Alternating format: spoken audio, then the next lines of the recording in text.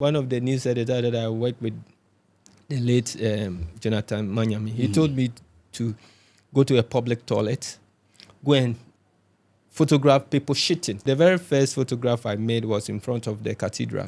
And that was the photograph that won me my first Ghana journalist, best photojournalist of the year. My dad was a photographer, a police photographer. Okay. But he never taught me photography. I was in Sawam schooling. Then I would take a photograph of my colleagues, senior high school colleagues, and I'll move to Achimota to go and print them. And I'm doing this for free. Wow. So I would just travel to Achimota, print, bring it back, share with your own colleagues. money? Yeah. It's not the camera, it's the one behind the camera. Someone said, Buta, when you're working, don't smile. Who has been your inspiration? I have no one. Okay, guys, welcome to another exciting episode. Today's episode, I'm super excited to have it. And you get to know why I'm excited later. My name is Prince Amdan, and today I have my very good friend, my brother, international photographer, Buta in the building. Bro, thanks for coming through. Yeah, it's been like I've been looking for this interview for a long time. I know. Wow. You know, the village duties are taking me off. Wow. So I have to,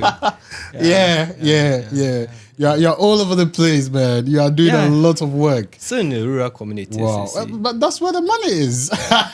Anyway. Yeah. How's it been? Yeah, I've been fantastic so far. Yeah, though it's quite hectic. Wow. What we are doing, but so far as it's bringing smiles on other people's faces and also your face to myself. well. I think it's going well. First of all, I must say you are an inspiration to a lot of us. Thank you. You are a big inspiration to a lot of us. Thank you. Take us through your journey. Who is Buta Photography? A lot of people will be hearing the name Buta. Yeah. Who is Buta? Yeah, I mean Buta's. Most people know is Jengla, what he used to perform ablution. Okay. Okay. Yeah. Are you kidding me? That's literally that is the meaning. How come I never? Yeah, I literally didn't that is the see meaning. it in that light. I thought it was some names. It's a special name though. Wow. But literally, when you mention Buta, you think that it's what they used to perform ablution. But I'm a Votarian and decided to relocate based on some personal belief in connection with my mom who passed away. So Buta Photography and the name Buta Geoffrey is it's a village photographer, as you know. I started as someone who was trying to play with a camera in senior high school. I think that should be my late year in senior high school. And a friend brought a camera and I was moved by it. Then I took it. So this is the prototype of that camera. That was a camera he brought? Yeah, this one, exact thing. Wow. But he took it later on. It was later, I think I got to see this camera somewhere and I was moved by it because of the you remember experience. The memories, Then I started the photography there. So one interesting thing was I was in Sawam schooling then. Then I would take a photograph of my colleagues, senior high school colleagues, and I'll move to Achimota to go and print them. And I'm doing this for free. Wow. So I would just travel to Achimota, print, bring it back, share with your own colleagues. money? Yeah. And I'll share with them. So I'm certified when you say, "Oh, Buta, these photos are very beautiful." Then I'm okay. I don't even ask for to settle money. The score. Yes. And I did this for so long. At the point they were even laughing at me. You are going to the lab and you said you take photo. You are not serious in life, and it is true. By then, the senior high school, people are rushing to go to lab there, and you are going to print pictures. I mean, who does that? Yeah. But not knowing, by the grace of God, he was just... That was your... trying to let me discover my destiny. I always say that I've discovered my destiny, so it's quite easier for me to just walk through it.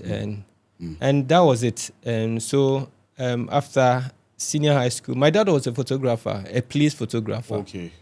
But he never taught me photography. But I think the inspiration came along, with that. I think so, yes. Yeah, like indirectly. Indirectly, yeah, yes. yeah. So when I told him that, after senior high school, I want to do photography, I want to move into. He said, no, why do I want to do it? Really? Because he knew there was nothing. But what my dad does not force us to take some decisions. What he wants, yeah. So when I told you, he said, okay, then I have to go to Tematech to do my 2-year photography course. Okay. So after senior high school, I started going around taking photos to make money. And I remember the very last thing he did for me was buying my admission forms for this Tematech. Yeah, wow. That was the last money that I think I've requested from my dad. Wow. Yeah, and since then, wow, that has been a journey, and we took photography to a different level. I was very passionate about it, so that's how it all started. But as I said earlier on, by the grace of God, I discovered my destiny. I knew what exactly I was into it. So everything around me has been photography. I go to library, read newspapers to see some of the photographs people have been taking, especially Daily Graphic and Ghanaian Times, which were top. So I wanted to be there. So I go there to see some of the pictures people are taking and to do exactly what they were doing, so that in the future I will end up working there. Yeah. So that has been a journey so far. Yeah. So did you go to the Tematech? Yeah, I did. I did 2 years there. In photography? Yes, I did 2 years there. Then after that, I think after Tematech, I moved to, I went back to Ghanaian Times. I tried different institutions, but all of them were not so ready. So Ghanaian Times gave me the opportunity that if you really want to string here or to do your attachment here, you need to get a camera. And I mean, it was a big decision one have to take, because investing in a camera 208 then it's a crazy thing. But I managed to get it through friends, and I started my attachment with them in 208. And through that, I managed to go back to school. Went to Valley View to do HR, which I thought, okay, I'll own my own company one day. So the HR will allow me to manage people. Then after that, I have to go back to GIJ, that is Ghana Institute of Journalism, and to do my master's. Then after that, by the grace of God, I'm trying to do my PhD. Just the same, around the same communication sector. So by the grace of God, the journey has been smooth. It has been very smooth. But I believe that without determination, you won't be able to do it. Yeah. So far, when it comes to academy, that's what I've been doing.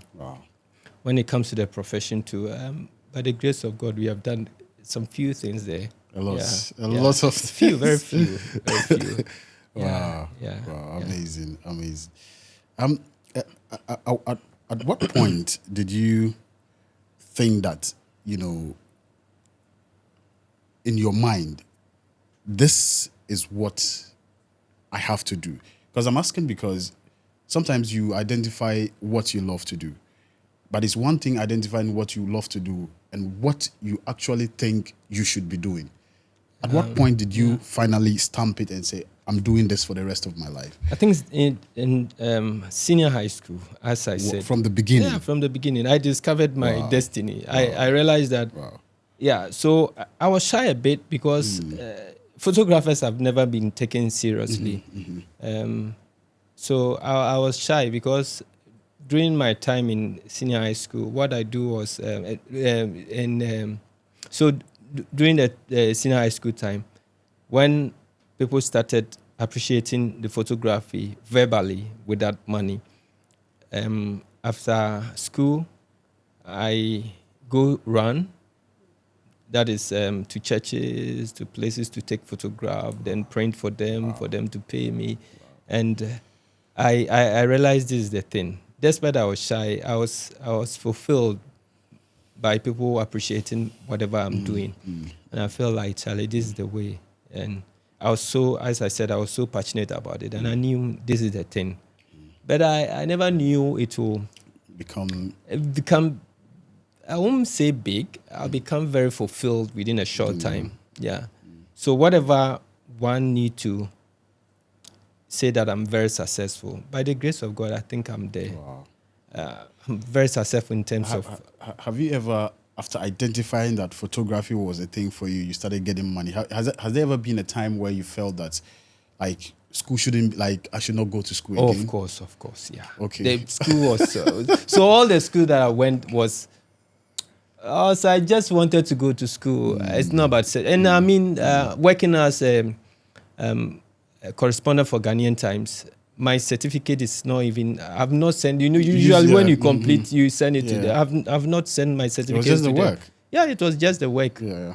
Just the work. And I felt like, oh, okay, let me just get a certificate. As I said, oh, HR, maybe I'll manage people in the future, so let me get a HR certificate. And I got it. I haven't submitted it to anybody. I've not applied for any work before. Some of the consultancy jobs that I do, they ask for it, your qualifications. But most of these jobs, qualifications or certificate doesn't count. They always say that show a sample of your work. Then after that, certificates. But certificate has never been an issue. So all these schools thing, I just felt like, oh, let me just grab it. And that is it. I don't want to go back to school. But at a point I said, oh, okay, let me just take advantage. I'm just wasting time here. So my master, that's what happened. Oh, let me just grab the masters. I don't know what I'm going to do. And to be frank with you, I knew I won't apply for any job with my certificate. But I just wanted to get it. But I said, by the grace of God, it's God who directs us. So after getting the certificate, something will happen. You may use the certificate for. Yes. So it's better to have it. It's and just not use to have it it, and exactly. Then opportunity comes. Then you don't have it. Yeah. So opportunity came at this place. So before then, I was doing my bit of teaching at Tamale Tech University. Okay. And so they were pushing me to get my masters. So that they will enroll me formally. I did not want that idea to do a formal thing. So I went back to Accra. They transferred me back to Accra. So as I started here in 2011, I was transferred from Accra by Ghanaian Times to come and work here. in Tamale. Okay. Then I moved back to Accra, did my MA, then I decided to just leave the job and come back to Tamale. Wow. So, and I came by the grace of God. UDS wanted me also to do a bit of what I do, passionate about. And I started and I said, oh, then let me take advantage. Driving here every day, let me just do the PhD. And that was it. So the certificate-wise, nothing pushed me to go back to school. But I felt like I just have to do it. Yeah. But have you had any cause or reason to use what you learned in your field or in your profession?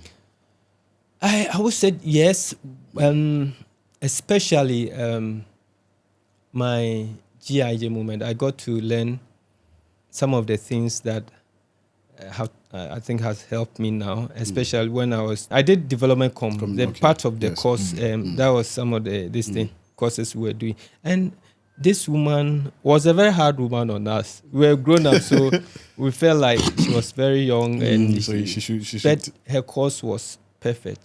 So I developed interest there because she was using visuals.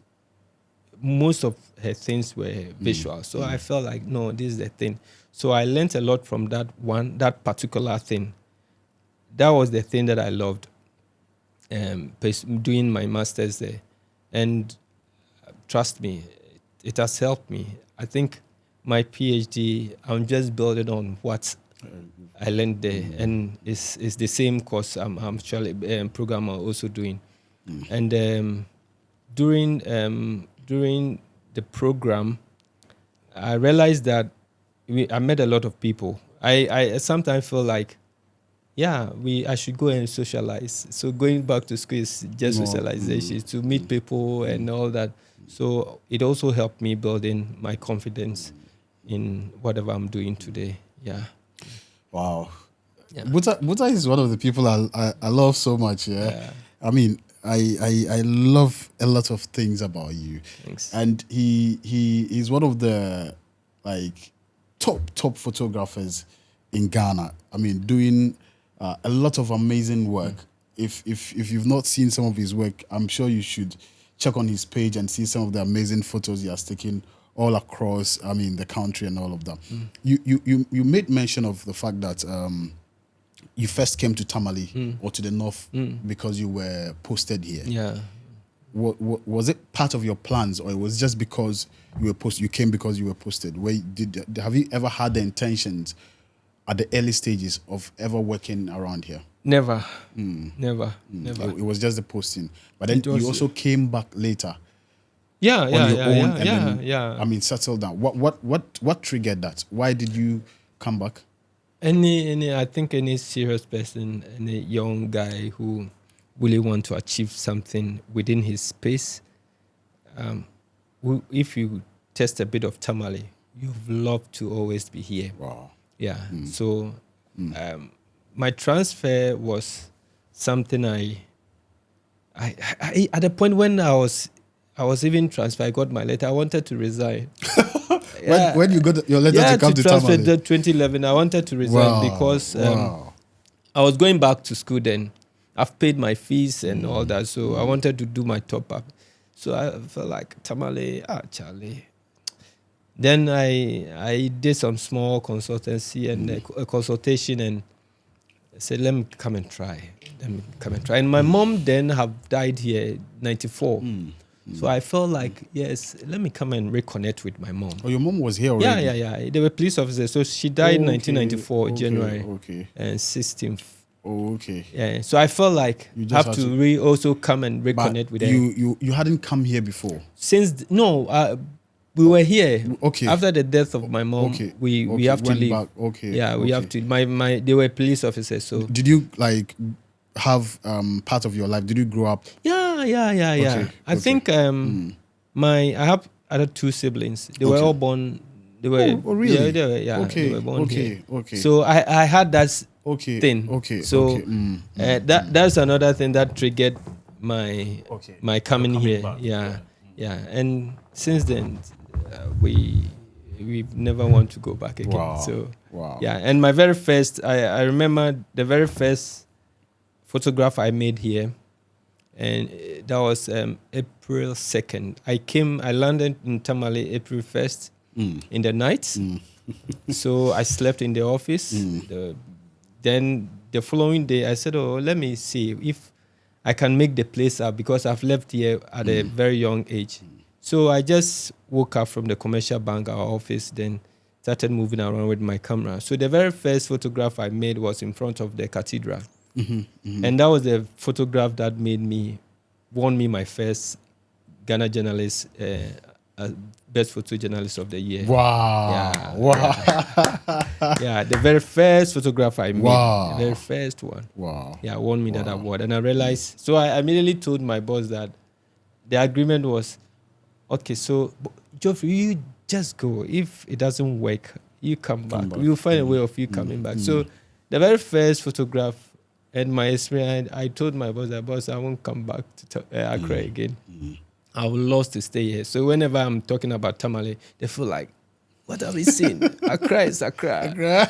And I realized that this is a thing for me. This is a place for me. And I felt so much in love with it.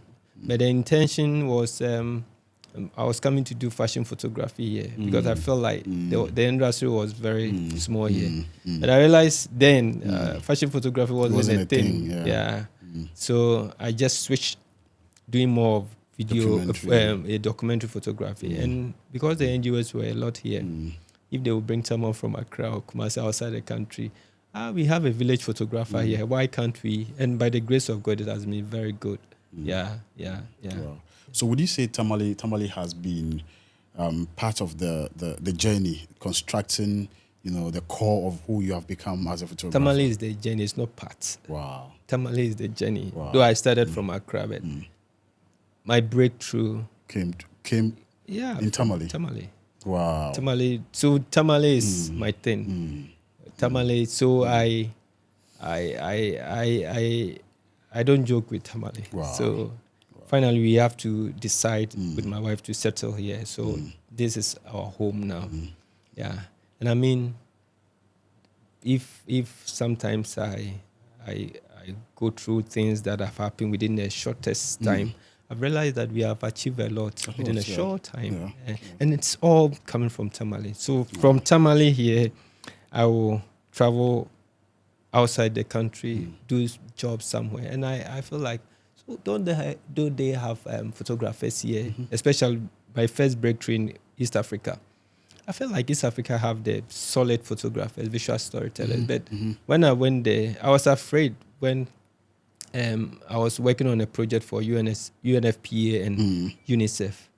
I felt like, Charlie, I don't deserve this. But I killed it and they said, no. Yeah. After Addis Ababa, they said, let's move to that's Tanzania. After that, Tanzania, they said, no, Charlie, let's go to Nairobi. And that is how the East African breakthrough came in. And that's been amazing. I believe that it's despite your profession, you being able to be a professional and you're hardworking, there's a hand. God is somewhere who is also holding you, directing you to do some of these things. Yeah. That's why we are very eager to be successful. If without that one, I'm not sure we would have gotten here. Yeah, so Tamale is my thing. Tamale is just the thing. You like, as I said earlier in my intro, an award-winning photographer, top photographer. What is that one thing that you see in your career that has been the number one that has pushed you to get this far? Aside the God factor. It's just the love for the job. I mean, we may be here, we will be taking some photographs, but the angles, what makes sense to me has been the thing. You will be making photos here, you'll be wondering, what at all am I doing? So I think because I'm very passionate about it, the passion aspect of it makes the profit. So I mean, because I'm very, very passionate about it, has been one of the things, apart from the Godfather, because I'm passionate, I think that has made it. Because some of the photographs you'll be taking, we don't take it because of award. We just want to make that photo. I always say that we make photo, we don't take photos. I make it because it makes sense to me. And I don't expect someone to say, oh, this photo is not nice. No, I did it for myself. I didn't do it for you. But because I'm very passionate about it, that is another factor that has actually pushed me to be where I am today. Yeah. Wow. You've been on the job for a long time. You have been able to make it profitable. A profitable business for yourself. There are a lot of young photographers who are not able to find themselves within the industry. What do you think are some of the challenges you faced when you were a young photographer and a lot of young photographers are facing now? Yeah, I think fortunately for me, I didn't have any mentor. So it was, Charlie, you are doing it alone. The hard way. Yeah, the hard way. And there's nothing like YouTube for us. Oh my goodness. Yeah. I'm sure YouTube should be there, but there was nothing like that. I was doing a lot of books. I was buying a lot of photography books to learn.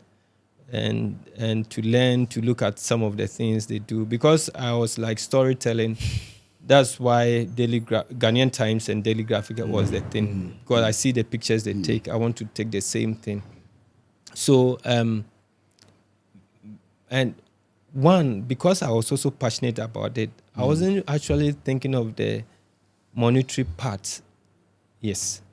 But what we are realizing now, there's no job, so we need to do We need something. money, So yeah. you go to YouTube to Learn. learn photography, and it's a solid thing. You need to survive. So a lot of them go there, buy the gadgets. It's easier to buy gadget now, though it's expensive, but they feel like after buying the gadget, we need to make money within a short time, like within 3 months, we need 4 months, we need to make money. So that kind of patient to wait for that long to achieve it, we don't have it. They don't have it. So within a year, the breakthrough is not coming.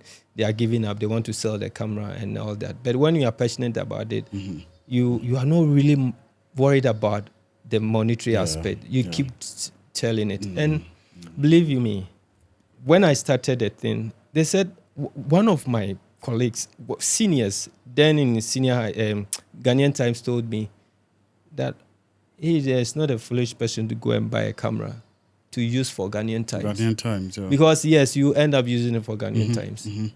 I mean, you won't be paid. Yeah. But I felt like that was a passport. Wow. The other organizations that I went to never gave me that opportunity to even buy a camera to come back. Yeah. So Ghanaian Times gave me that opportunity. They said, we will only allow you to work when you have a camera. So I organized myself, bought a camera. Came back there, they gave me the access. Within a year, I told myself, Charlie, I have to stay here. I have to be employed.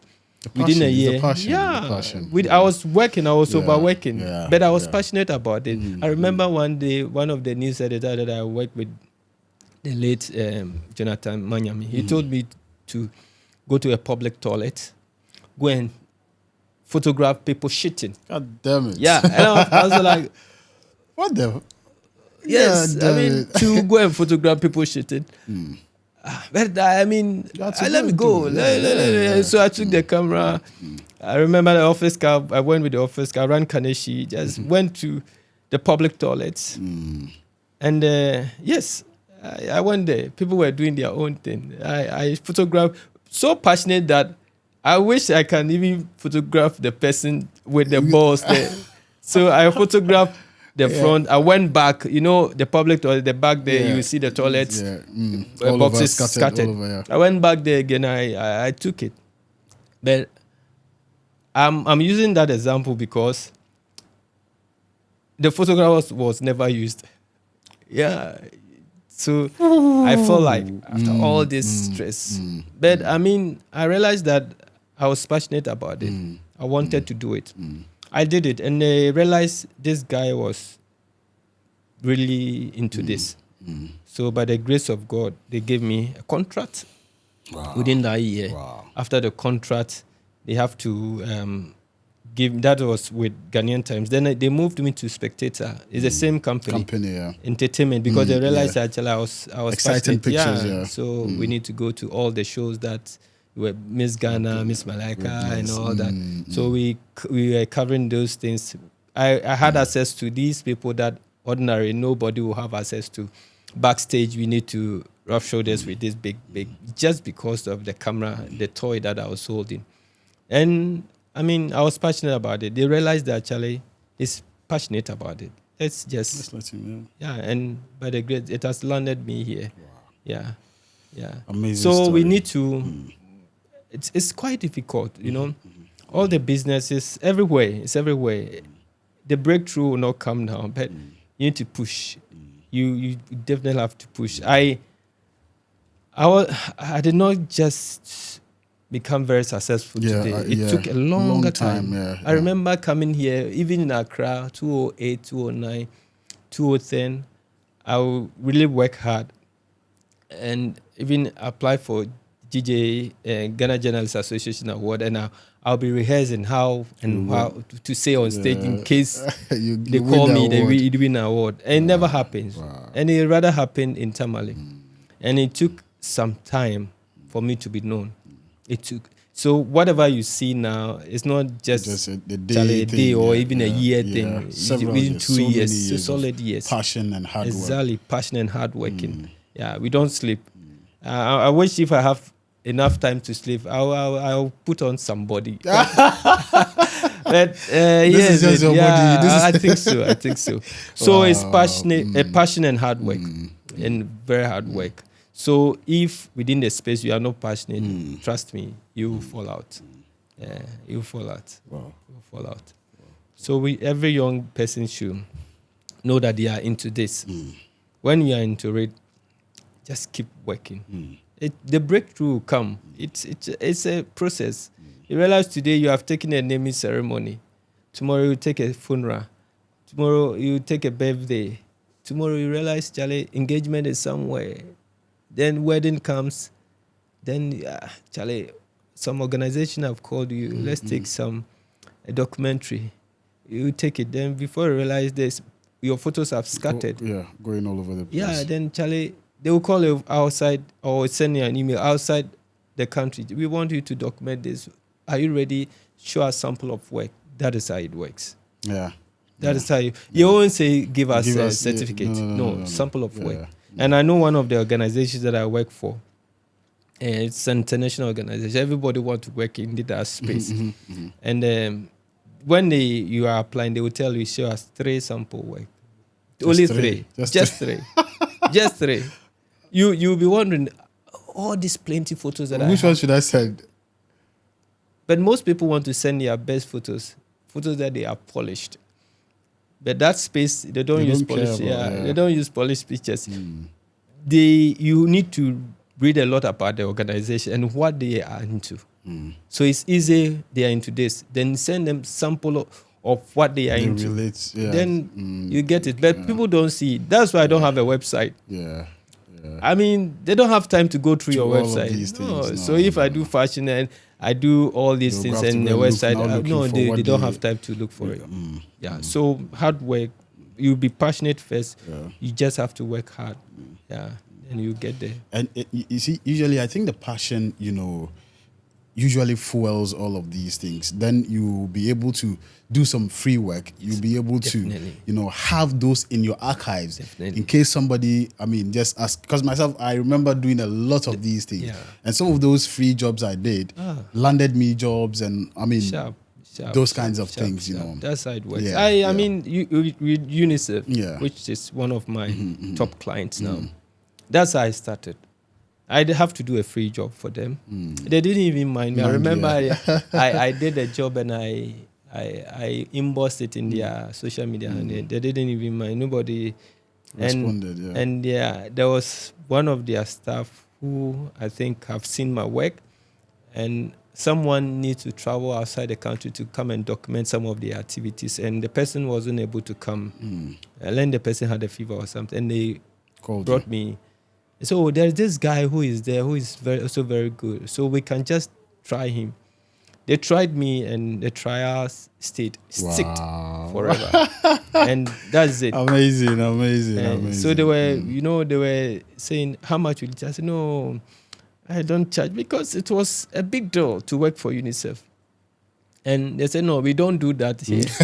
So you definitely have to come. Come with So I came with something small, and that has been the thing. So by the grace of God, I've been on the consultancy level with UNICEF so long, which amazingly doesn't really work that way. At the point we can't work with you for that long. Automatically they have to change another person. It's automatic things. It's not like you have to be there forever. But your works and how it's sometimes more than even the works. The works and how you relate to the children and how you go about your thing. Also, God get the people interested in you for you to still be working. So that is it. Yeah, that is it. I'm very interested in this conversation because there are lots of young people who are getting interested in the digital work, the photography, video, and stuff like that. What would you say? Because I know you work with other, international organizations. What would you say these people look out for in somebody or in a photographer they want to work with? Yeah, professionalism. You need to be very professional. Very, very professional. Because some people will say it's connections. There's nothing like connections there. Fine, the connection will come, but when your work doesn't really work taste there, automatically you'll be. So you need to be very professional, and you being professional, sample of work. You always have to create your own, like what you are doing, your own content. So when you do your own long-term assignments, when they call you, if it is on water, this organization is interested in water, you get some samples around that area. And it's not very easy for people to follow you and know what you are doing. The big people who are giving us the job, they don't like our pictures. They don't comment on our pictures, but they see what we are doing. Yes. Trust me, the clients that I work with, nobody go there comment. Yeah. But they see it. They see it, yeah. So you create a longer term project for yourself. Once in a while, you put it there. But the thing is, you have to be passionate. Because I won't just wake up like what you are doing. Doing all this setup, investing in this thing and calling people who you are not getting anything from them. But because you are passionate about it, I know one day the breakthrough will come. The breakthrough will definitely come, but it takes a bit of time. So you need to know the type of works they want. You do it for a long term. And when they call you, you are there. You have it. This is not the connection time. This is not the time for you to... Yes, so you have the works. You have the personal works. When they call you, you just give it to them. When an NGO which is in water calls you, you can't give them studio photos. No, it doesn't work, So you need to make sure that you know about the NGO. Yeah. You have sample of works. So that relates to what they do. Yes, relates to what they do. And these are some simple photographs. As I said, those photos that I make sense to me, not you. And it's not the editing aspect. No. So you make sure that you take the right photo at the moment, the candid tells a story. That tells automatically when they see it, it speaks. The photo speaks for itself. Exactly. So these are some of the things you need to do and put them down when they call you. Even on a normal basis, when you are doing studio work, when a client calls you, show a sample of work. Even wedding, they say show a sample. Why won't you do the personal work? If you want to work in this particular space, then you need to do some of the things they want to see. And when you go to their website and all that, you see those pictures are very simple pictures. But you need to be sensible. You need to be creative. You need to, I keep saying that, you need to make, not to shoot. You make photos. We make it. You need to be a bit intellectual in the type of photographs you make before you can get to that space. And it's an easy space to get to. But if you are not intellectual, if you are not intellectual as in book long, intellectual, photo intellectual, you need to read creativity. Creativity, I would say, is a very broad word. No, it's something simple. For instance, I shoot only JPEG. I don't shoot RAW. Wow. I shoot JPEG. People are surprised when I say you shoot JPEG. I shoot very small, simple one. Yeah. But you need to make sure that you get the right photo there. And when you get it right, that's what they love. Your way of seeing things is different from their way of seeing. And then when you get to that space, that's all.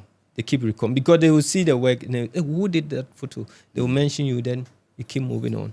So at a point, if you realize my space, I don't really post a lot of works because the clients that I work for, they don't have time. So that is it. So you need to really work around that space, understand the way they work, then you fit into it. It's quite easier. And one thing I've realized that writing is also another thing people find it difficult to do. Writing the captions and writing a bit stories about the photos. Okay. When you are posting. Yeah, when you are sharing with the clients. Not even with mine. Even with my captions that you see are simple. It's just describing the photo. The photo, yeah. It's as simple as, but there are more into it. And because maybe my background, journalism background, so I find it quite easier doing that. Yeah. So that is the space. If you're able to identify what they want, you tune it a bit there, then that is it. click, you will get it. You will get it. It's as easy as that. Wow. Yeah. So there's no connection in that space. No. Even a connection, you will get a connection when you don't produce well.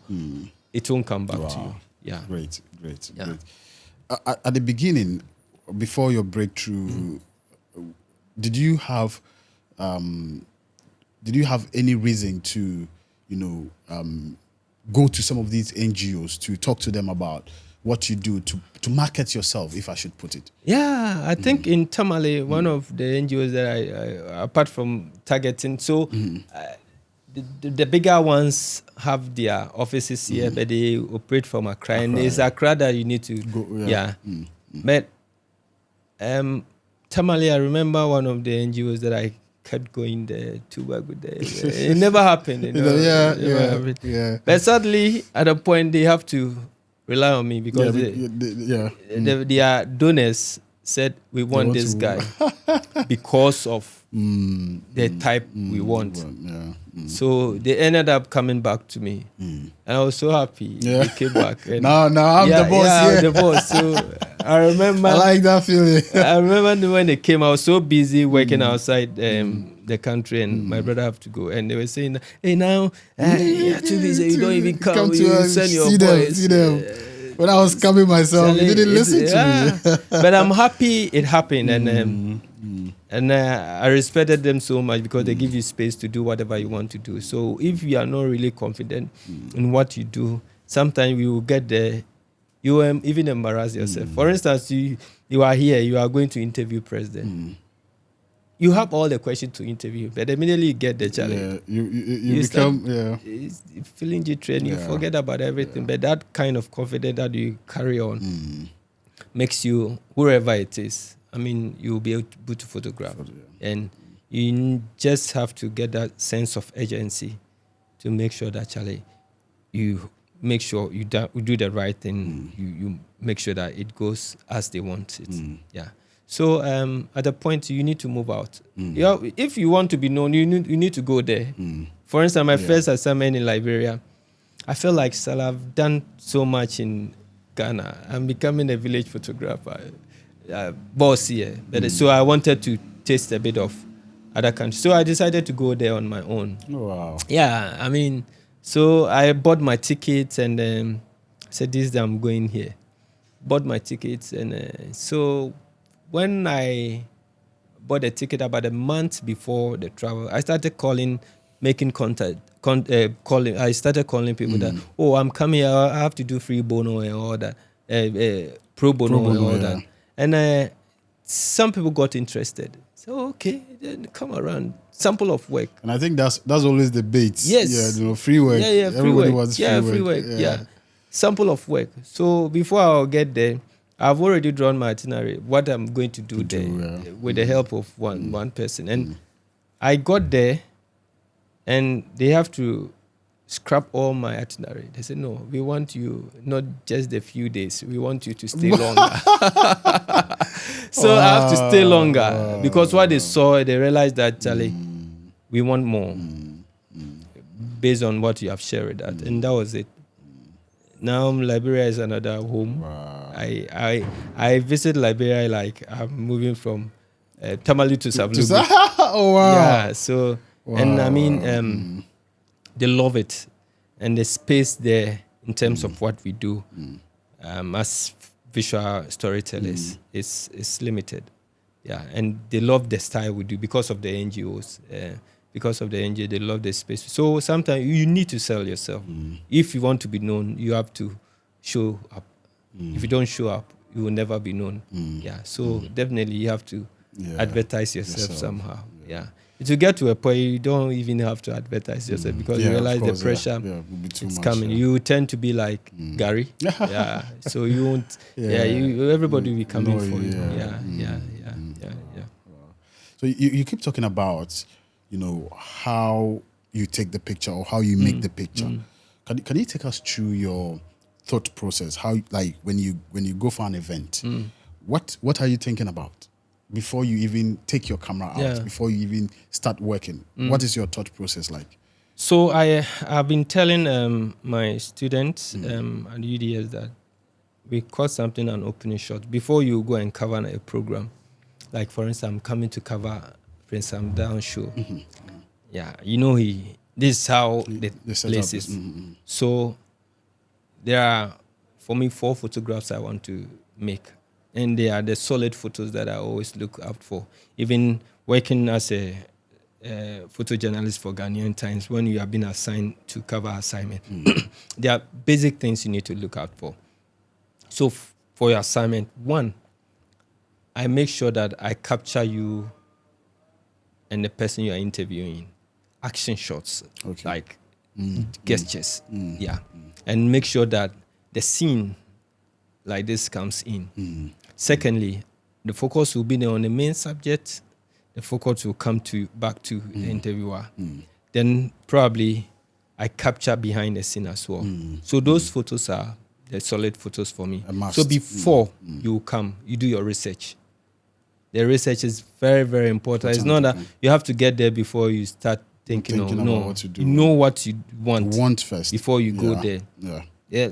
And I, as I said, I don't edit photos. So before I'll go there, Charlie, I know what I want. So then, if you ask me to produce my picture, I'm able to produce it. And you not even brightening the pictures. No. Wow, straight from the camera. Straight from the camera. Yeah. So that's what we call making the photo. Yes. I want to make it so I know what I want. Wow. So when I get there, if it's a presidential assignment, presidential assignments are there are also 3 or 4 things. So the president talking to the crowd, president shaking. So let's say for president is visiting the Yana king. So there will be one thing he will do to shake hand with the Yana. That is the easiest photo. It's the best photo ever you have to capture. I remember doing the coronation. That is it. So before he came, I started photographing, and it took me about an hour just to get a spot. Expecting that picture. So I tried to make my way to where Yana is. Especially, I was looking at the sun, where the sun is, though the place was covered. A spot that I will capture him shaking the hand. So I managed 1 good hour to go sit there. Wow. And I was standing there waiting for that particular moment. Picture. I waited. Because before he will be coming, the only person who will have access, who, even if he's fortunate, will be his photographer. Because the guards will try to make way for him. But the ordinary, they'll push us away. So I managed, got there, locked it, ready for the show. He came back. That's it. And that was the front page photo Ghanaian Times wanted. That's it. And I remember our competitor was wondering, blaming even their presidential correspondent, why you didn't get that photo. Shot. And Buta managed to get it. Wow. So that is it. So you know what you want. Before the event. So plan what you want to take. Plan. It's not just about going there and taking every picture that you get. No. Those are the things they want. President shaking hand with a big person. Probably that's the main character. That's the thing. That is the thing. It's not president talking. Wow. So the main photo they want is coronation. And that is storytelling. That is storytelling. That's why I said a bit intellectual. Yeah. You don't so that's another storyboard. You need to get a storyboard before you start shooting. So if you don't know those things, all the pictures are going on, and they will all of them will be garbage. Garbage. That's why they won't mind you. So you need to write down what you want, then go. Do you think it's important for one to go to photography school to learn the basics before? I mean, you can have that level of intellect in taking or in making pictures. Not very sure about that. No, you can't. You can make it on the phone. I'm not sure because YouTube is available. A lot of people are learning from it. But it's a certificate. Those days you need to get a certificate. So but at a point, your way, how you express yourself, you get it from the school. You need to be intellectual as well. And also So some of the language. language you need to use. on the YouTube, job, you're on the job. YouTube will never teach you how to do it. Yeah. So behind the scenes, YouTube will never teach you. Teach you some of the things. Yeah. And someone sharing experience personally with you, seeing the person, is different from you learning from the YouTube. So certificate, you really want to move on. I mean, you don't really need school, but at the point, I think you need it. So at the point, you need it. What do you think about niching as a photographer? Is it really important you just say, this is what I'm going to do, this is what I'm setting out to do? Is either that or I'm not doing any other? It's very important because you want to be known for particular thing. I'm being village photographer because of the kind of works that I do, and I showed those types of works. That was then the main thing I started with. So documentary has been the thing. I wanted to capture movement and all that, but I need to make some money to support that thing. So I have to do Islamic wedding, I have to do Christian wedding, I have to even do naming ceremony, I have to do those small jobs. I need to do it so that financially I can support myself to get there. So when I get there, then I'll be known for these things. So you need to take those small jobs. And that's what you see nowadays. So for instance, Buta is there and Buta will be complaining that people are spoiling the market. No, that's how we all started. So those who call themselves Ogboros, who are there, who keep complaining that the small boys are spoiling, no, that's how we all started. I mean, a younger person won't charge as I'm charging now. So he needs to start from a scratch. And sometimes you need to do it for free. But the big men keep complaining that, oh, they are spoiling. No, that's how we all started. So you keep doing that. And at a point, you'll be solid. I said, podcast, content creation. But behind the content creation, you need to survive. Do something to survive. So you are doing other stuff. Yes. So you have to do it. But that's not what you really wanted. If what you are doing today, people see the future, they will start investing in it now. It's a big thing. But I don't know, people are not really seeing it.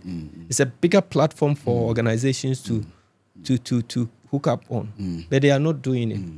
All the content there, okay, Hamda, Charlie, we will look at this aspect and we want to sponsor. And when they do that, in the future, Charlie, you'll be benefiting, you'll be enjoying because people are seeing where you are going. So it's easy for you to go that side. Concentrate more, But the thing is, you have to survive. So you have to do other ones, just small ones, to feed the main thing you are looking at. And at the point you get there, when you get there, the small ones, you won't do it. So the niche is so important. So at the point, someone was, Buta, I'm confused now. What do you do? Do you do wedding or you do documentary? You are confused when you are going on a page. You see today, wedding, tomorrow. So what do you really do? So one of my clients said, just concentrate on you can post more of the documentaries. Then just be known for this. You just compare which one do you love doing, which one pays more. Then it came to a point as Charlie, let me do more of the documentary. Do I do other stuff? So it got to a point I stopped shooting wedding. Birthday, you won't see me. There are some of the things, if you see me doing, especially wedding, then the person is very close to me. You, It's very close to me before you see me doing it. So the niche is so important. Very, very important. Now, like photography equipment, I don't know whether it was expensive then. Now it's just crazy. And it's difficult for a lot of young people to lay their hands on the best equipment. Is that even necessary? Do we need like the latest camera to become a Buta? No, you don't need the necessary camera. I always say that is the one behind the scene, one handling the camera. Not the camera. It's not the camera. It's never been a camera. As I earlier said, I still use this my camera, which was the very first camera that won me the award. That's Nikon I think D300. Either this, you know how it got spoiled. So a military officer attacked me and he got himself this way. On location? Yeah. I was working and it's hard. so it goes well. Wow. It's not more working, but because it won me the award, have to keep it. I have to keep it. It's there. It's there. Yeah. So I can still make good photos with any camera. The D40. I bought it 207 or 208. I still use it. I think it's because of this camera you stuck with Nikon. I think so. It's not because of that, but I you just started using Nikon first. And Nikon, I don't have to advertise, but they have a unique colors in terms of the space that I work. You work, okay. Yeah. Okay. Canon has a bit of red. Red, too much red. Yeah. So you are confirming you're Red Devil. So I'm not confirming anything. So it has a bit of red. Okay. And that will force you to do some editing. But the Canon has a natural green color. Okay. That's why I use it. Okay. So it cameras are very important, but it's the one behind it. And it will get to a point depending on what the client wants. If you are able to afford the 4K, you can afford because of that particular space you find yourself. Or the level you find yourself. The level, not at the point, not really the level. Okay. I've been using one of the Nikon cameras that is over 20 years. I still use it, and it gives me solid photos. So sweet. If you see the pictures, you see, these photos. So it's not the camera, it's the one behind the camera. I can still use phone to make because that's the excuse a lot of young photographers. He has a big. Can't you see his lens? Those kinds of. So whenever I'm teaching or whoever comes to me that I want to be like you, how much is your camera? I don't want to discourage. So I won't even mention the cost of the camera. The only thing I tell you, Charlie, I'll only see you very serious when you have a camera, because I won't share my camera with you. But when you have a camera, we shoot, we go around, we compare our photos, then you see the difference. And it's you using a camera. So if it's a phone that I'm using, I sometimes make good photos. I won an award by using a phone, just a normal phone. Yeah. So it's the one behind it. When you are using a very useless one, you think it's useless, you will get to a point that you will be able to buy the bigger one or the very professional ones. So it's not, when a starter, you don't need a very powerful camera. Just you need something that you can make good photos. Then money will start coming. Then you buy what you feel like it will enhance my work. So you don't need the fancy big cameras. I see a lot of people buying cameras. Everyone that will be released. Every new camera they are out for it. No. That's not how it's supposed to be. You end up buying a lot of cameras and you don't even know what you are using for. So my cameras, I buy it based on what the client want at that particular place. So at the point I need to do the Nikon D850 because of the 4K aspect of it. And one client during the COVID-19, they said they needed a 4K camera. And that was it. And then I started using that one for videos. Just they wanted a raw file. They did not even need any editing. That's why I bought it. So I won't buy it because it's a new camera. Though it came and the price was crazy. I said, when will I also buy this camera? Not knowing by the grace of God. They'll push you to buy one. I will push you to buy one. And you'll be able to buy a lot more if you want to. But it's not because it's a new camera I need to buy. And I think a lot of younger new photographers have that problem. They always want to justify their work with the latest equipment that is out there. Work. It's just about the brain and how you manipulate your cameras. That is perfect. Whatever you are doing here, I wish some people will see behind the scene the kind of cameras you use, but you see the end product. But when you go behind the scene, so this is the cameras you use. This one I can also do so. But you go and realize that challenge it's not like that. So you don't really need those big fancy cameras to to Wow. break through. Wow. Guys, I'm still here with award-winning international photographer, Buta Photography, and I'm getting a lot of insight. And as I said earlier on, this conversation is very important because I feel he has been able to climb the ladder, and a lot of young people need to, learn from people like him and get inspiration from people like him to get their foot in the right places at the right time to be able to, make some headway with regards to their crafts and all of that. And as you've heard him say, majority of it, or the bigger percentage of it, is just about the passion you have for what you are doing. And I want to thank Nafsar Clothing for being a partner of this video. They sell all kinds of stylish and beautiful abayas. And they are a clothing brand based in Dubai. They sell wholesale, and also if you want pieces, they will sell for you. Very moderate and inexpensive. So just contact them and they will sort you out. Boss, I'm enjoying the conversation so far. Take us into teaching photography. How has it been like? You came out photographer, now you are teaching. How has it been like? Are you excited about it, just like you are about photography? Are you excited about imparting knowledge in people? Because just as you said, it's sometimes it's difficult to come across the key things that you need as a photographer to go on to the next level. So, what has been the feedback? The very first one, I wasn't excited because that's not the thing I wanted, to be in front of people without a camera. No. So I have to force my way and see how best I can, because I want practical things to be done. So as at night, it's quite hard for me to. But at the point I realized that indirectly, I did not have that chance to get people to direct me. So I have to just make sure that I will do it anyhow. And sometimes teaching about 200 something people, I feel like in a class, not everybody want to be a photographer. Yes, I understand. But one person or two want to. So my concentration, I'll kill myself to do it. They may not show up to do it, but I know they are amongst them.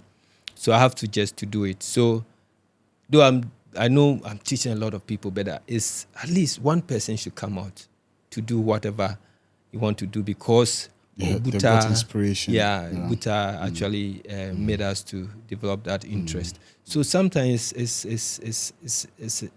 a very difficult part to me, because I want to be behind the scene always. I want to be behind the camera doing the show, but in front. But this is where we find ourselves. We need to do it. We need to do it so that we impart knowledge and make sure that at least these people also have a bit of idea, basic photography idea, so that at least they can just use it as a hobby. Who knows? Maybe in the future, they will turn into something. So my kids, I'm teaching them photography, the very first one. Perfect. Yeah, my son, he's 2 years old. He started editing. Learning how to edit. Oh, that's good. He's not edit. They haven't got to editing part. But, because I do more video. And it's perfect. We never had that chance. So imparting that knowledge now, it's very, very crucial in building them up. I won't force you to do photography. No, never. Just take photos around. So when you take it and you get to a senior high school, I'm just taking those photos for you, just to show off my capabilities. And if you are interested, you say, oh, okay, we want you to print the photos for us. Then give us data money or something, so that I'll end up sending the pictures for you. I won't do it like how I did starting. I'll use my money to know. So I will teach them the business aspect of it. So teaching, sharing your crafts is very important. Most of us, I know majority of we creative want to be the Ogboro at the top. No. And I don't blame them, because when you are teaching someone, bringing someone up, they also want to be like you within a short time. like you have done the thing for 10 years, but someone will come, feel like 6 months, I want to be like Buta, so I have to go out and do it. That's one thing I've realized about people, some of we the young guys, but we never had that chance. So me, I won't try to just oppress you to be there. The idea is, shall I teach you? I can't keep you here. You have to move on. That's the idea. We learn, we move on, we build a bigger platform, we come together, we chat, we talk about the progress of the thing. So sharing your craft with other people are very, very, it helps a lot.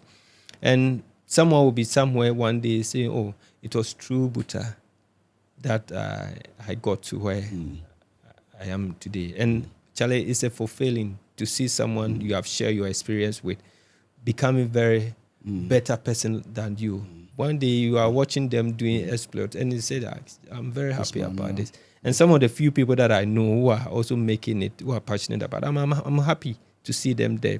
Yeah. And when they have this bigger clients, that is it. Yeah, okay.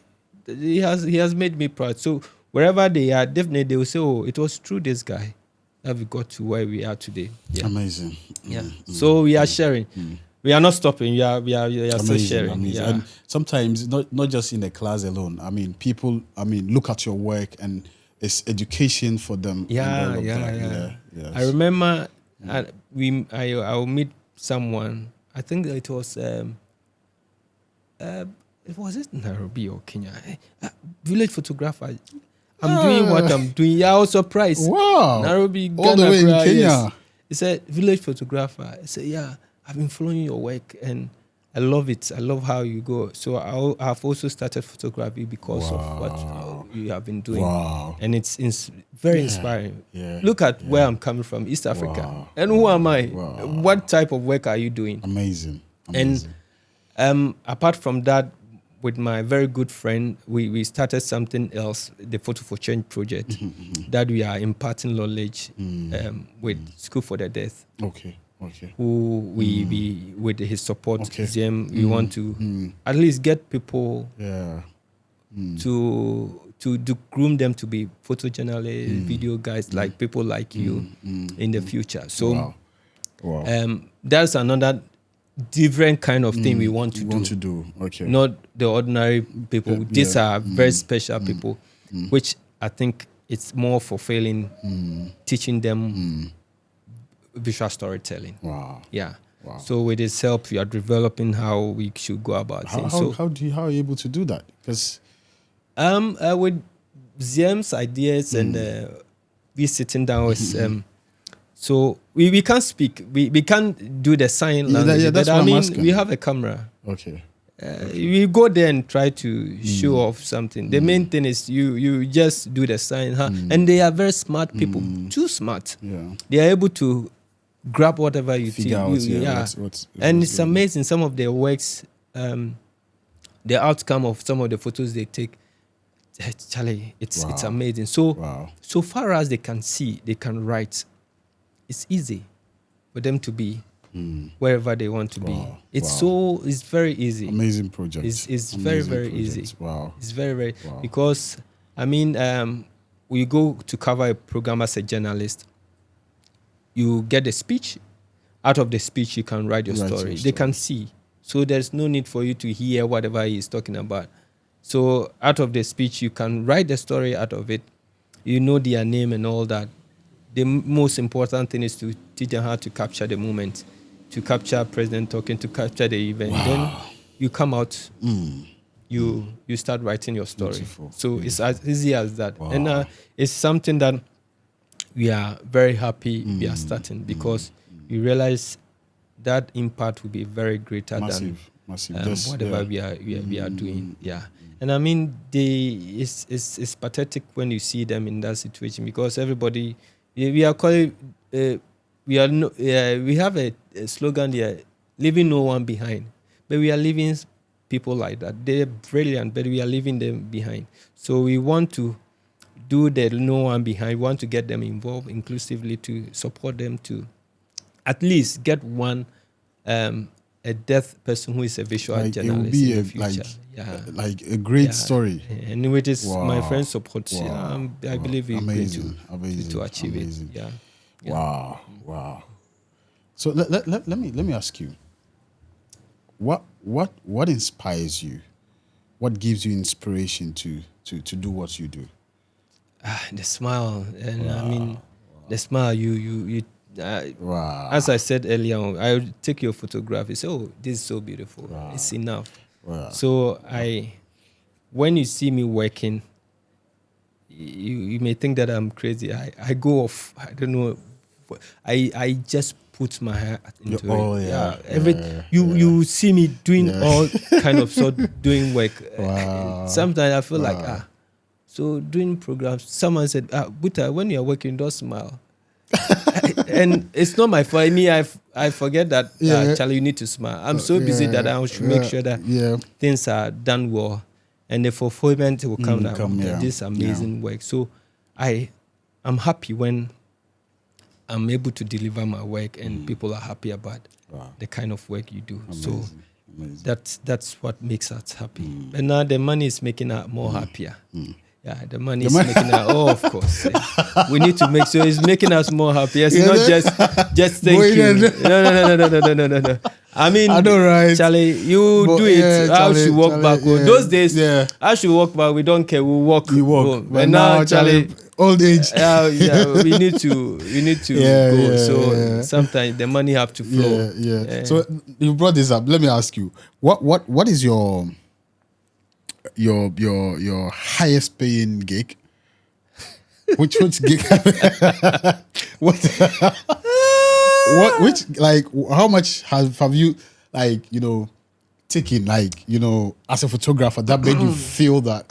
So let him sip water for that. What I'm going to say is that I don't have it here. It's a long time. So whoever is watching this and we say the money is still lying there, it's not the money true. Is finished, please. So the money is finished. We don't want problem. Money is finished. Long time. So I think it was, and that is a peanut for some photographers I know. But I mean, charging it and it's okay. It was about 16 something, 300 something thousand USD. 16,000 US dollars. Wow. Which I know it's peanut. Was it for a day job? No, or? I think it's for 7-day job. 7 day. Yeah. Wow. 7-day job. That's huge. I was surprised. That's huge. Yeah. I was surprised I was charging that. But don't forget that there's a lot, not just the money. Actually, you have to go accommodation and all that. So people think that, why am I paying this for a photographer? And okay, so your accommodation and everything. Yeah. Sometimes it's part of it. Yeah, it's part of it. And sometimes when you are fortunate, I mean, this international organization respects creatives a lot. Okay. It's not I remember one photographer here did a 3-minute job, and he was charging 100,000 or so, and people were saying, hey, it's 100,000 Ghana. Yeah, 100,000 Ghana. They say it's too much. It's one of some guy here in Ghana. And he was producing a 3-minute video. I saw it. I saw that. Hey, people were saying, making noise when you give me 1,000, I can do it. No. It's not so like 3-minute video, you have to travel. You have to. That's where, like, the challenge is. People don't really know what goes on before the 3 minutes. Why should I pay you for that? Yeah. But 3-minute video, you spend about 3 months traveling all over the country, accommodation, feeding, paying your crew and all that. Yeah. So they don't know. But from that money that I realized that actually there are people there who respect the job and they are ready to pay any amount they want to pay you. So that has been my highest pay, so far. That means photography is really a lucrative business. It's paying. It's paying a lot. Yeah, it's paying a lot. Your niche, people come from you wherever you are. So, but don't think that if they have paid Buta 16,000, I was be Also, able to. No, it it's not like takes a that. long It's to be able to get there. It's not like Yeah, that. it takes a long And time. it's not even every gig that you get that. No. It's so not every gig. It's not. Sometimes, yeah. sometimes you just so at a point to reduce stress. I started doubling my charges. Yeah, Our job to scare away, yes, to a scare lot away, of the unserious jobs. Yeah, our job is very difficult. Behind the scene, you sit down, you sort pictures out, you write stories and all that. Charlie's headache is killing a lot of us. So to scare other people off, I just even with that one, people still complain. But I know what I want, so I'll double it. Not you to come when you value what you are bringing on board. They will still come, and people are still coming because they value. They know what you are bringing on board. It's not like they are doing us a favor. Nobody is doing us a favor. Trust me. Whatever they think they are producing there, some people are producing. When they compare to some of the works we are doing, they see the difference. Yeah. So it's not about they are doing us a favor. We are really doing well. Yeah. So the business is very lucrative, but it takes a. You have to know what you have to be wet your salt. Exactly. Yeah, beautiful. Yeah. Who inspires Buta? Who has been your inspiration? I have no one. No. I have no one. I think because I never had a mentor, but I still go through some of the works my father, some of the work he did. Just that his area wasn't the area I am doing now. He did a lot of forensic jobs. Okay. So post-mortem photos and all that. That's not what I do. Yeah. And he did a lot. I remember there was a school in Accra that wanted a photographer. And it was later on that I realized that the portfolio I shared with them was one of the users and the stupid thing I did. I mean, school said we want a photographer, and you are bringing photos of post-mortem. Who does that? I mean, dead people. And later on, they did not pick me. I felt very bad. It was years back that I said, what I shared with them was a useless thing because it's a school. So they need photos around. That's one mistake people do. That's what you think is the best photo you are sending. But that's not what they are interested in. So let's say a great company wants your service and you give them a studio work like polished ladies. No, they won't even mind you. Yeah. So I've been alone on this journey. So trust me, I don't have anyone. It's only my dad sometimes. I look at his works and still want to do it for myself. Wow. You've been here, and you've seen a lot of young photographers coming up. If there is that one thing you think they should learn to make themselves or their work better, what is it? Personal projects. Okay. Yeah, personal projects. Okay. Yeah. Okay. Personal projects are the best thing to do. Okay. Yeah. Even within it's just like content. You are creating content. It's personal project. So even if you are, that's where people get to see. Yeah. It's easier to be seen. For instance, our studio, our clients are top notch, but we don't show studio works. Some of the clients we work for, you can't in even the studio work, we can't show their works. They are learned people. And there are people who don't want us to show their work. But the studio works very well. You see, so it's a content. You have to be known. So you have to be known as a storyteller, visual storyteller. Even in the studio, you can start creating studio works, which are not the very normal way. Kind of, Yeah. So I show the silhouette work with my students, and I ask them, is it the best photo? Is it a good photo? So I critique. I usually don't say, give you this specific. Go and bring photo. Then you start critiquing. Some said, oh, it's bad. You can't see the person's face. And someone will come, no, you see the shapes. You see they are dancing. They are doing ballet dance. And so immediately they start grabbing the intention. Then you realize this So with even a silhouette, it's dark, it's black photos with sun or light behind it, but it speaks volume. So you can do studio work, normal studio portrait, but you can be very creative. Not the normal, what everybody you do, can you can concentrate doing studio work on only plants. Plants, or just only plants. You do plants, different type of plants. I know George Offe, who is one of the good photographers in terms of he shoots animals, birds, especially birds. And I remember one day he approached me, how do we go about it? I said, get closer to the subject. Just get closer. Because he shoots, that's the style. Birds, all this, you need to get closer. How do you get closer? It's getting lenses that will pull the subject closer. And he's doing so well. He's doing so well. So you need to do personal works. From those personal works, you'll be known. Oh, yes, I know one guy who only do birds photography, content creation. I know let's anybody who searches for it gets you. It's you. The one, it's you. So you need to be unique in that part and just focus and hit it so well, and you'll be known. It's easy. Wow. Yeah, most guys, because personal works are work that don't pay, so they won't even go and there. That's the point, because a lot of people see Buta at every event. They feel that every event pays Buta to come. No. Some of them I just feel like you even spend. Spend to go there. I remember going to cover Voodoo. Voodoo, have to drive from here to Benin. Benin, I have to drive from here to Benin. All the expense. It was a personal work, but it ended up paying. Because a client wanted it. Some international organization wanted it.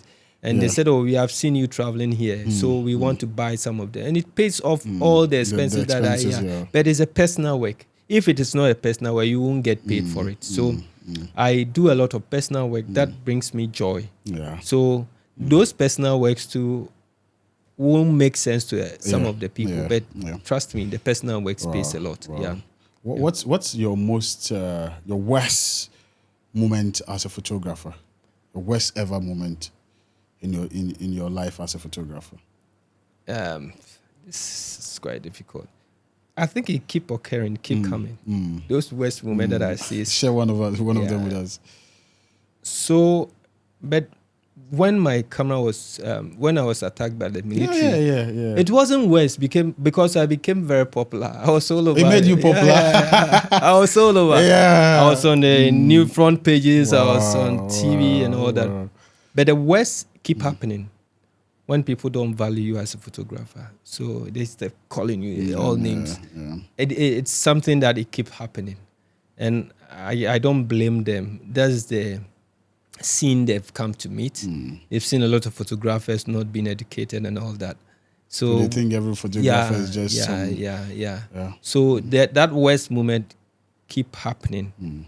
So it's something that won't stop now. So I'm sure I haven't faced any worst moment because this one is a process, and trust me, it will keep happening. Absolutely. One of the and probably my last question. One of the, I think, challenges we have over here in the North is the fact that a lot of the North is not promoted. A lot of people don't see the North in the light that some of us want it to be seen, and particularly so because of few tensions or few things that have happened in the past. But still, people have these perceptions and misconceptions about the North. And I must tell you, that was one of the reasons why I started my project, This is North. How do we, as a people, as photographers, as videographers, as people within the creative space, be able to use what we do to sell the North or to project? For example, there are a lot of people, just as you said, the North is a bigger part of your story, if not the entire story. There are a lot of people who come here and they don't want to go back. But then when you are there, the picture is as if like all is hell here. What do you think? I mean, we have to do to be able to, I mean, change that narrative. Yeah, I believe that is we have to do it. And one of the things, I mean, as a storyteller, you still have to tell the negative and the positive of it, especially as a photojournalist. So when I started, I was transferred here, I was doing both. Yeah, I mean, that's what that client wants. Sure. And even if you look at the media space, you realize a lot of sadness knows or see a lot of things happening here than we ourselves. Yeah. It's because of the media space, the kind of things they want. So they have correspondents here who reports to them, but we don't have correspondents in the South who reports to us. Yes. Yeah. So definitely some of the things that they see here is, especially the negative aspect of it. Because that one sells more. Yes, it sells more. And that's how the news is. And you know, media, how news also it goes. Yeah. So I remember one of during Yannis burial, is it funeral burial? I took it upon myself to capture this moment. And I knew what would come. At the point when I was going to cover the main funeral, I was told not to go. There even people that I know who are from there. They said, don't go, Buta, don't go. Yeah. The one me, Buta, don't go. Me, myself, I'm not going. Me, I'm from there. I'm not go. Buta, don't go. But I said, no, let me go. I just want to go. And I went. When I got there, some organizations started calling me. They've realized I'm there. So Buta, we heard that the houses are burning, people are shooting. You want? I said, no. Wow. I don't have those ones. Yeah, I don't. But I have everything. The burning, as a visual story. I have everything. I have everything that happened. Burning, I have everything. But my interest wasn't there. Yeah. I was looking at the culture aspect of it. So we should be intentional about telling our story. Do you think those who are in the white people, they don't have these? They have that. They have bad stories. The only problem is, I took it upon myself that if I don't travel there and capture it, any other person would travel from and tell it, and he doesn't care. Way. They don't care. They don't care. They tell it. Wow. Though I'm not from here, but I had that interest that now Charlie, you are more like, I'm here, exactly. Yeah. We have to change the narrative. Yeah. So you have to tell that different story. Those are even powerful than the small negative one. People feel like, hey, Tamale, there's nothing there. Yeah. I remember when I was coming, say, Buta, how is the place? You sleep on trees? Yeah. Do you have? And I said, what do you mean? What do you mean by that? Come and check. Wow. It's even more expensive here than compared to what we are talking about. Yeah.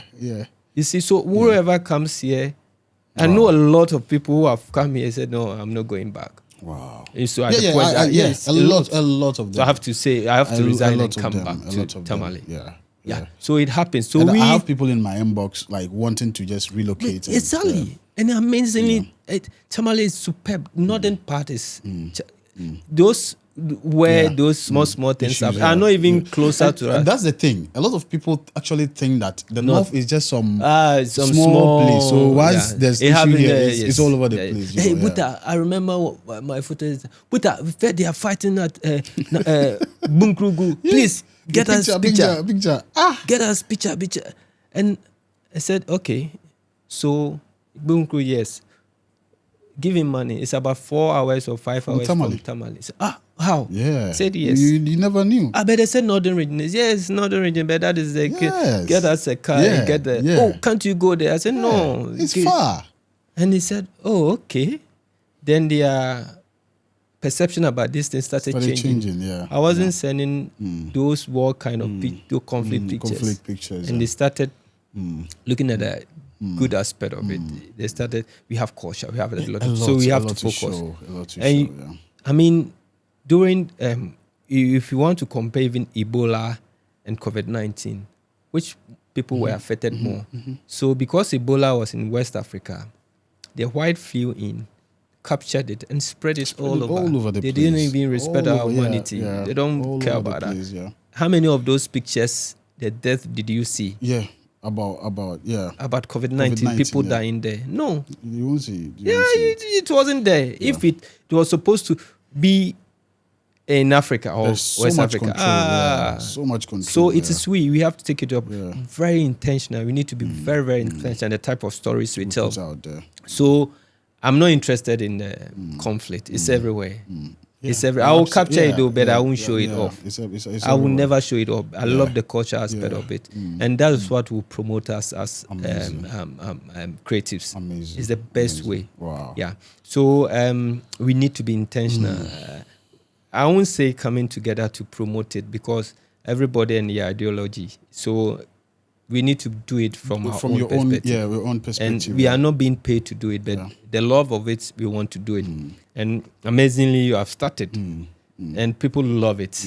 Just that they are not bringing cash, but I mean, just as you keep telling me, it will pay off. It will pay off. So we need to be very intentional to promote whatever we are doing. Amazing. Those things are personal projects we need to do. And when it comes to the very normal level we are looking at with my friend Jim, so at a point we have to be doing exhibition, and the exhibition have to do inside hotels. You capture someone from the rural community and you move it to a hotel. That person won't have access to it. I mean, we have to see whatever we have done. Yeah. So, for instance, the festival, Damba Festival, we want to do if you want to do an exhibition, you put it in a hotel. That's what is the norm worldwide. Everywhere. But that is not it. We want the person who you have captured to also have a feel and see the reaction of the person. So he came with the idea that, Charlie, let's do it this way. So openly, we have to do it for everybody to see. Wow. The very ordinary person to see. Wow. So that's how we need to start it from. That's how we have to try to tell our stories. It's not really about social media to cause any commotion, but we have to tell the positive stories. And I mean, that positive part will bring people to come here. Absolutely. And anyone who steps to Tamale, that has always been, they don't want to go. That has always been the case. They don't want to go. So the future is brighter when we come together to promote the culture and the beautiful things and our ideologies. Yes. Beautiful.